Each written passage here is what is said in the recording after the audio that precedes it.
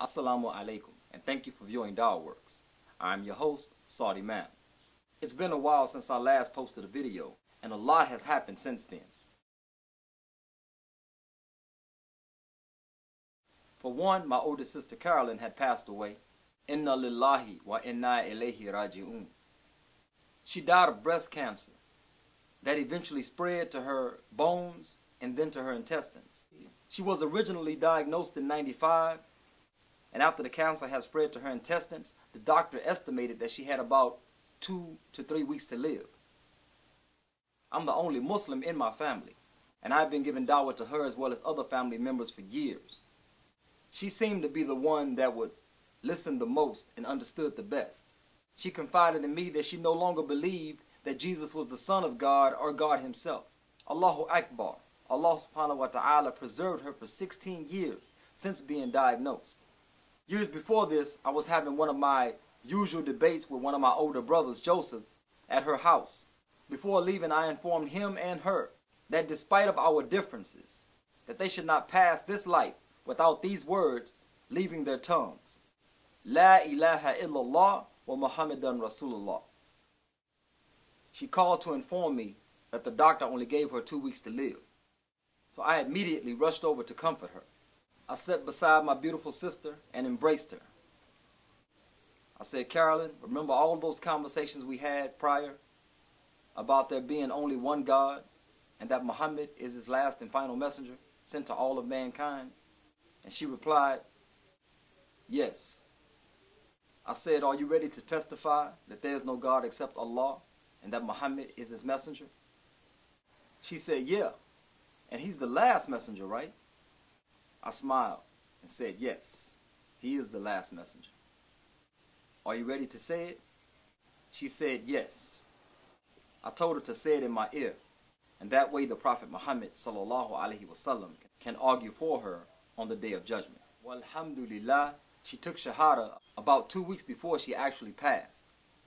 May Allah Ta'ala accept from her this Shahada, forgive all of her sins, and admit her into Jannatul Firdaus.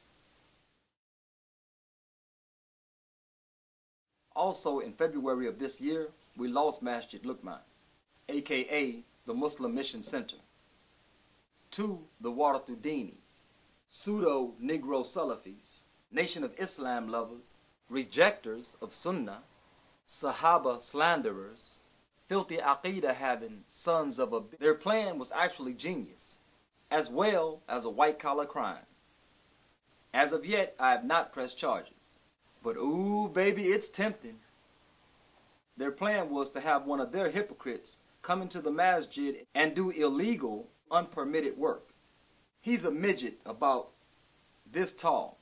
And after this illegal work was done, he then turned the masjid into the city officials, which in turn caused the masjid to be shut down.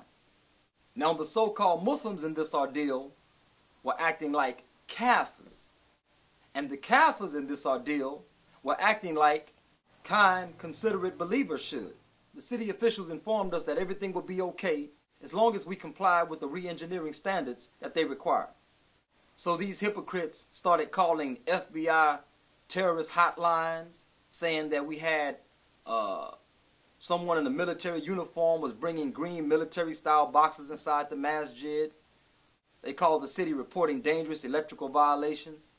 They even went as far as to call the city, complaining that the city officials were showing us preferable treatment. The whole plan was to hijack the masjid. Alhamdulillah ala kulli hal.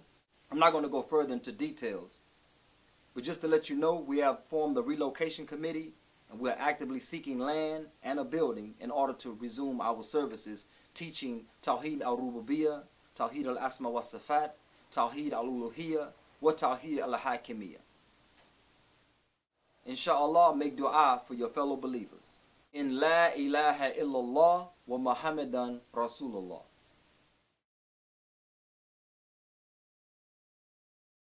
Also, we at Dawahworks are planning to start a new show called The Line, which will touch on vital topics that are very much needed to be discussed among our ummah.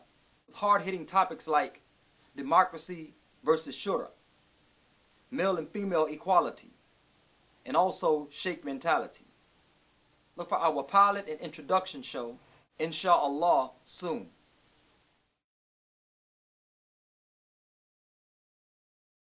Other than these, I just been dieting, working out. Man, these folks trying to kill us. I went from about 175 to 160 in about a month and a half. Muhammad sallallahu alaihi wasallam has informed us of the best diet.